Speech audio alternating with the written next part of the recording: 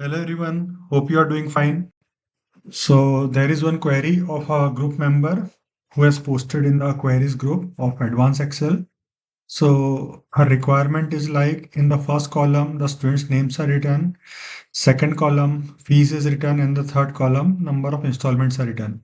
So what she want is if there are five installments, this amount should be divided by this amount and it should be populated in the five at the five places like this.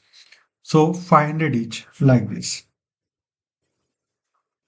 500 each like this. Now if it is 3 then it should be coming in 3. 3 particular months like this.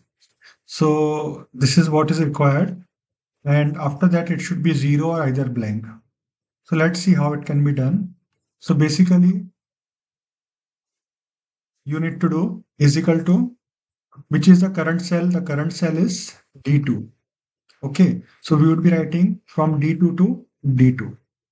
In this case, we would be fixing the first D. So this would ensure our elastic technique. Now, here, what we need to do is we need to use columns. So this would be counting the number of columns. So if we just drag it like this, you would be able to see 1, 2, 3, 4, 5, and so on number are coming. So basically what we want is if this number is greater than this, then we don't want anything. So this is the logic. So let us cut this. Let us write if this thing is less than or equal to this, then what we want? We want this divided by this, right? Otherwise, what we want? We want 0. And moreover, because we are referring to the columns, so here we need to fix the column C. Here the B column need to be fixed and here the C column need to be fixed. So once you are doing like this, just what you need to do is just fill it till end. So we are having the data up till here. Just double click over here.